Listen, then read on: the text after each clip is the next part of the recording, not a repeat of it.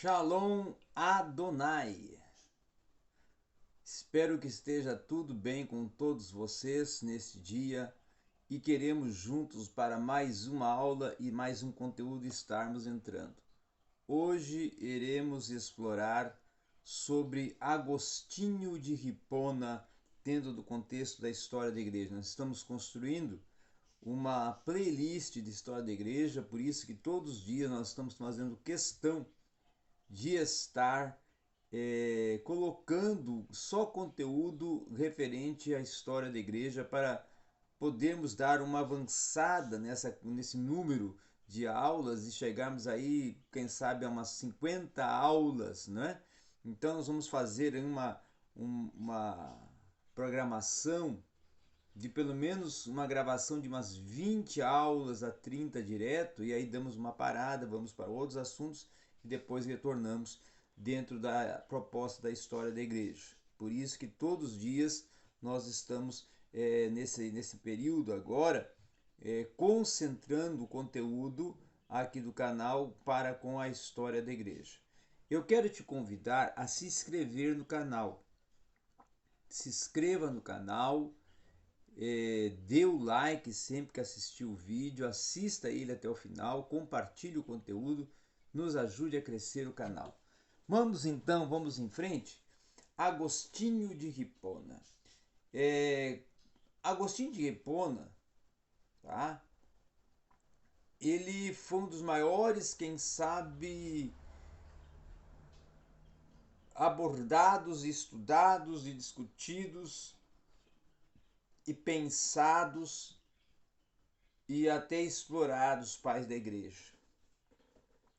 Porque ele teve um contributo não só na teologia e principalmente teologia sistemática, mas também principalmente na filosofia. Ele é um filósofo, além de um teólogo.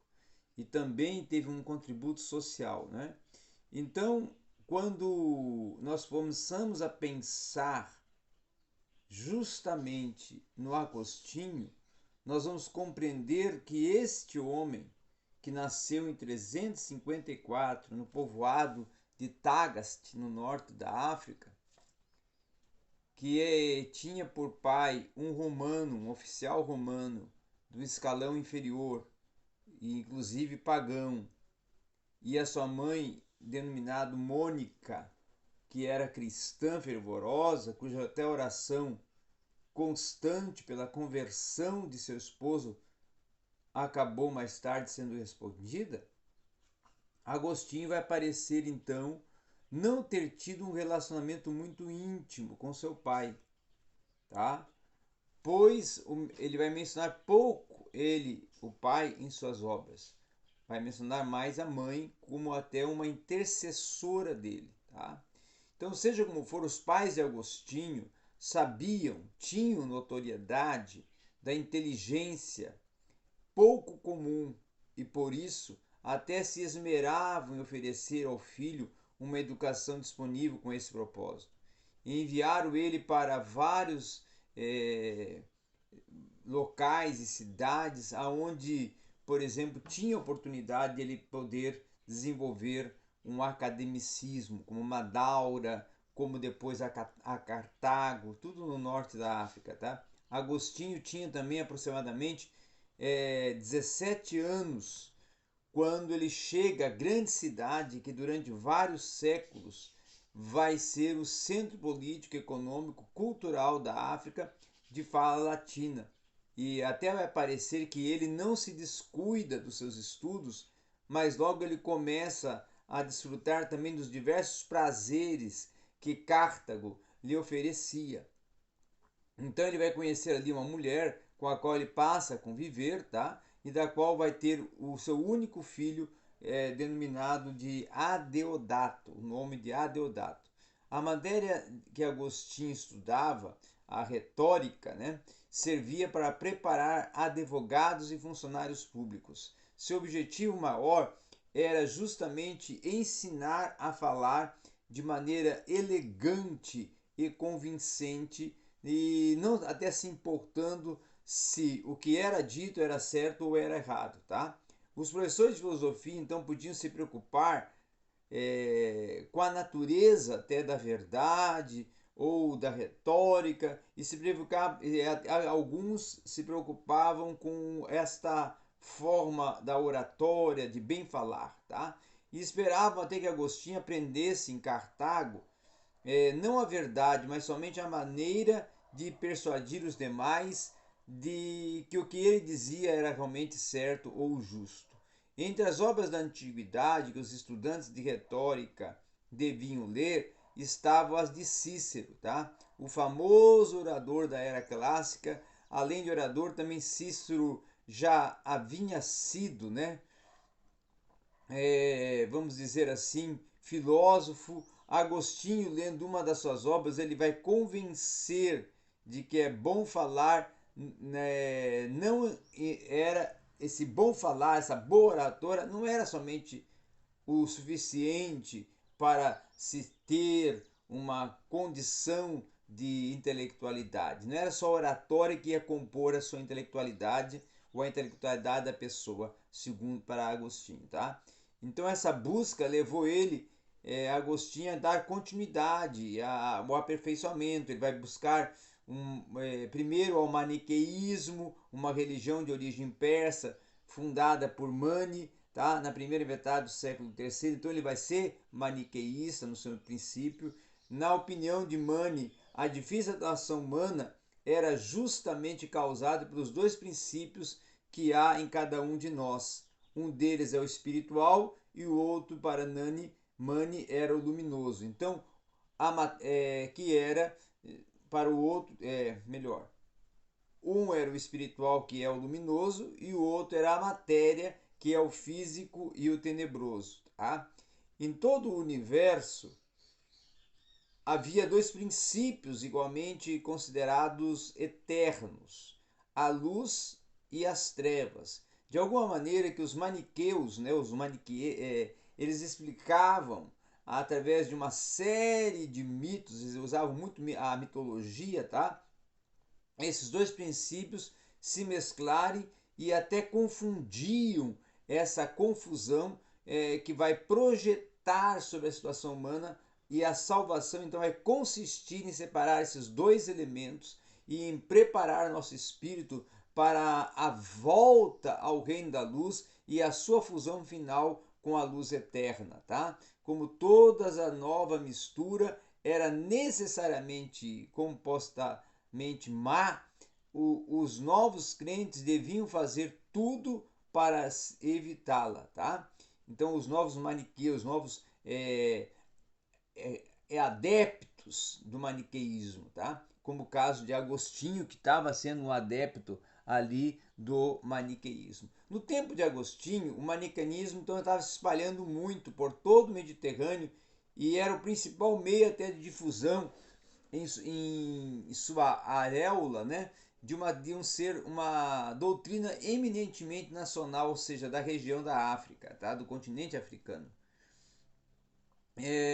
Com isso, é, foi que Agostinho se aproximou do maniqueísmo e começou a também ter ali, vamos dizer assim, um envolvimento mais propriamente dito, de uma forma até direta com o maniqueísmo.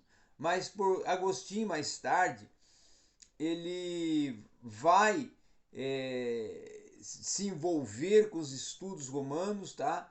E vai ter também uma, uma volta na sua forma de pensar nos estudos, e vai buscar uma transferência até para Milão, justamente para poder se tornar um aluno da arte, não só da oratória e da retórica, mas também vir a ter oportunidade de já começar a ter um estudo filosófico, tá? Então em Milão, Agostinho vai se tornar um neoplatônico, ele vai seguir o neoplatonismo. E o neoplatonismo era a doutrina muito popular nessa época, tá?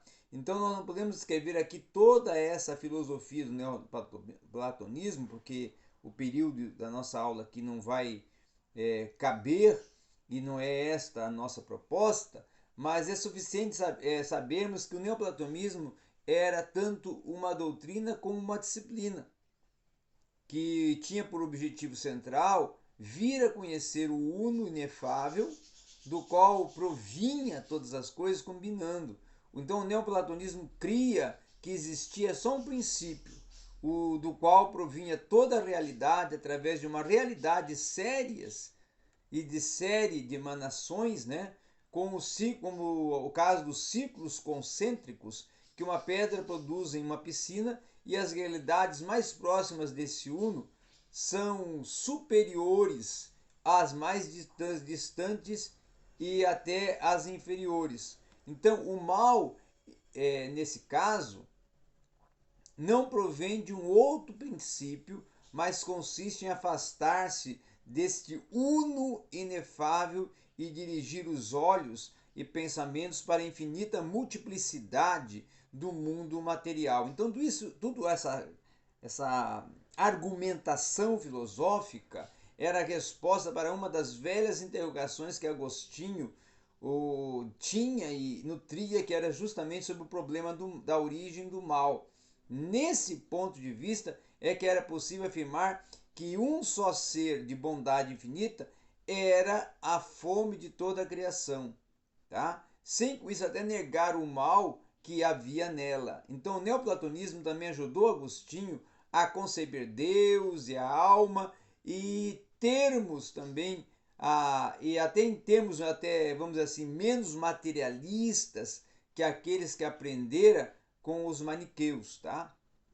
Ainda restava, porém, uma dúvida como se podia as escrituras, com a sua linguagem rude e com as suas filosofias e com as suas histórias de violência e roubo, se tornar e ser a palavra de Deus. Então Ambrósio, ele usava um método alegórico na interpretação de muitas passagens, tá? Em que Agostinho, inclusive, tinha encontrado dificuldades. Ele tinha um método perfeitamente aceitável na ciência retórica da época, e Agostinho não podia fazer nenhuma objeção. Então, o que Ambrósio, na verdade, estava fazendo, apesar de não estar ciente disso, era justamente mostrar ao mestre da retórica a riqueza e o valor das escrituras, tá? Dentro dessa proposta, a partir de então, as dificuldades intelectuais elas estavam resolvidas no aspecto de Agostinho não se tornar um cristão facilmente, mas que tomou uma decisão, né, de abraçar a fé de sua mãe. Então ele tomou a decisão de converter-se ao cristianismo e a fazer isso de todo o coração e para toda a vida, uma decisão assim que seria definitiva, que não teria voltas atrás, tá?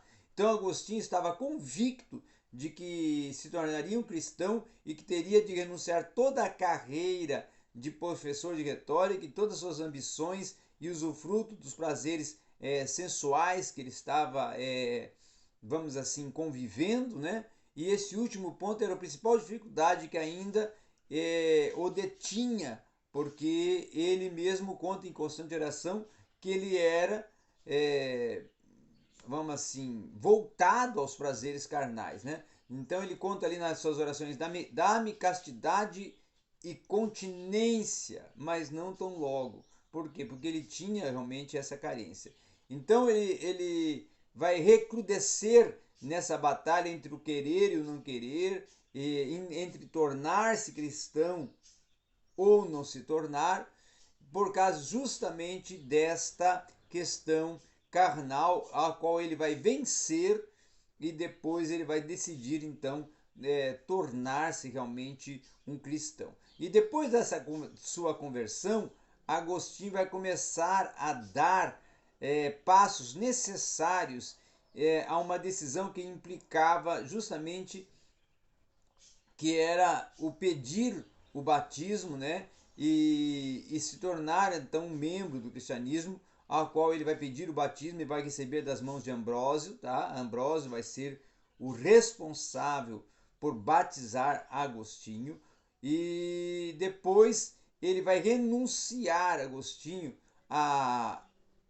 cátedra de professor de retórica, e junto a um grupo de amigos, até de sua mãe, a Mônica, ele vai decidir regressar para o norte da África para justamente ali dedicar-se à vida, vamos dizer assim, contemplativa. Então, Mônica, que tinha acompanhado em boa parte de sua viagem, ela ficara viúva desde então e se dedicava totalmente à vida religiosa e a de cuidar de seu filho, tá? Então, alguns tempos antes, até por insistência da sua mãe, Agostinho vai despedir a concubina com que ele viveu muitos anos e até cujo nome ele nem sequer vai mencionar, tá?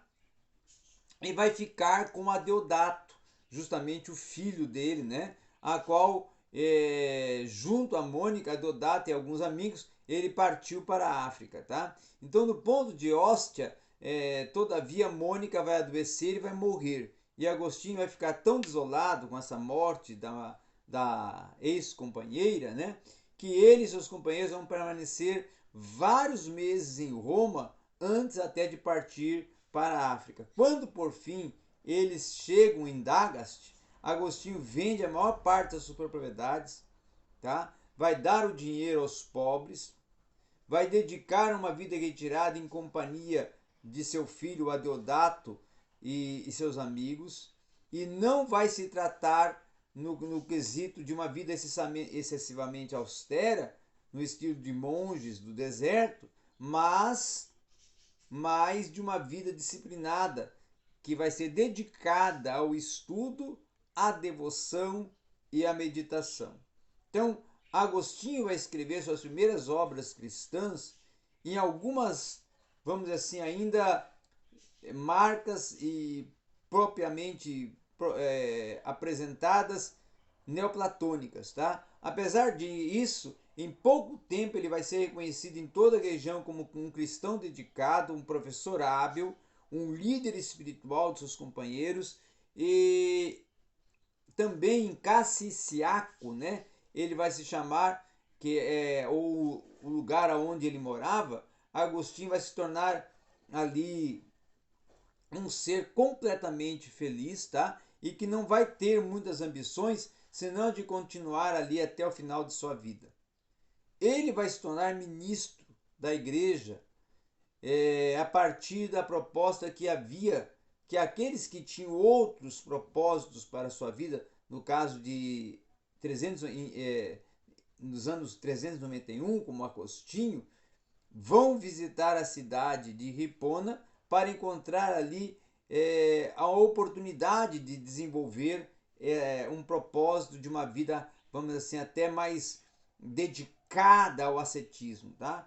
Quando foi a igreja cidade do bispo Valério, e que ele teve a oportunidade de visitar a igreja do bispo Valério, isso em Hipona, ele vai brigar, ele vai ali estar, ou melhor, vai estar pregando, né, sobre como Deus ele envia pastores para o rebanho e até solicitando à congregação que pedisse a Deus que indicasse que havia entre a congregação uma pessoa que ele enviaria para o seu trabalho missionário, tá?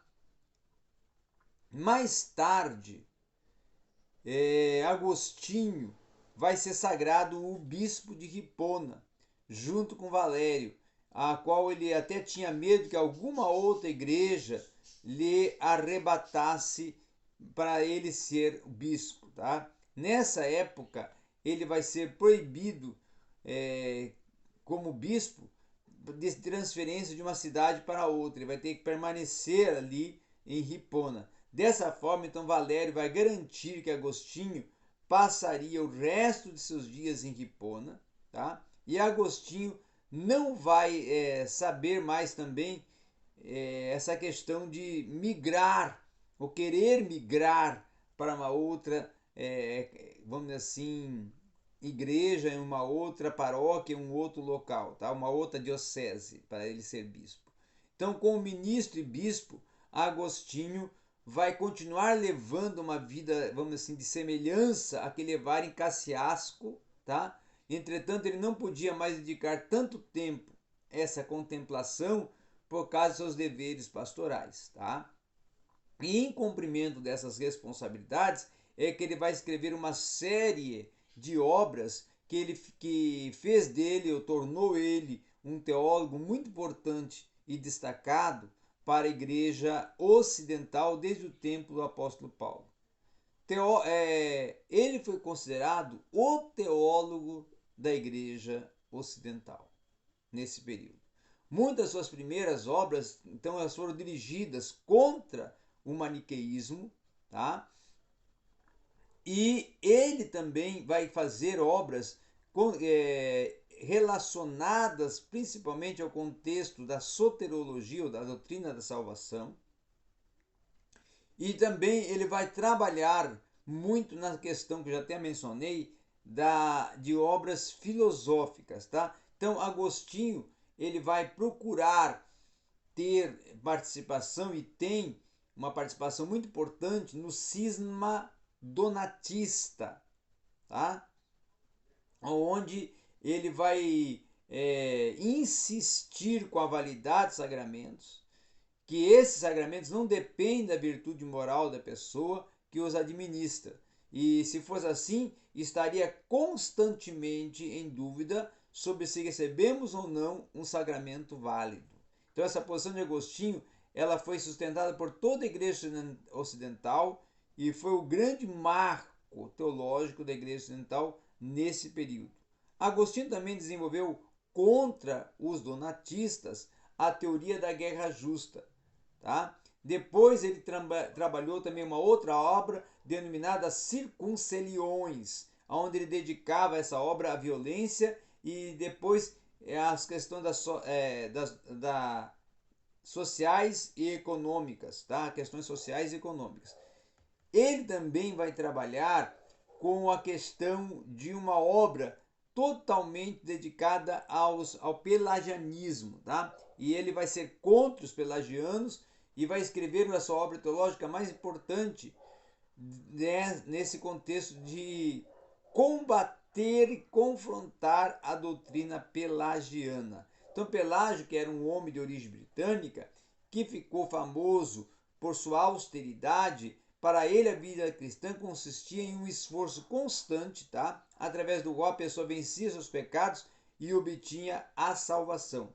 Pelágio afirmava, assim como Agostinho, que Deus não nos fez livres, e que o mal tem sua origem justamente na vontade, tanto na do diabo quanto na dos seres humanos. Nesse modo de ver as coisas é que ele dizia que o ser humano sempre poderia ter um poder necessário para se sobrepor ao pecado.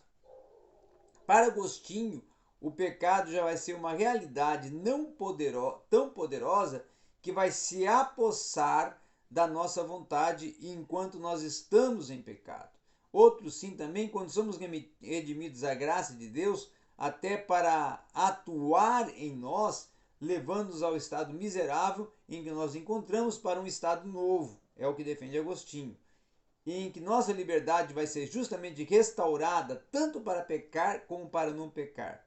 Então, Agostinho trabalha como um mentor, né, mais tarde, de Calvino, e, quem sabe Agostinho vai ser um dos mais influentes dentro da controvérsia calvinista, tá?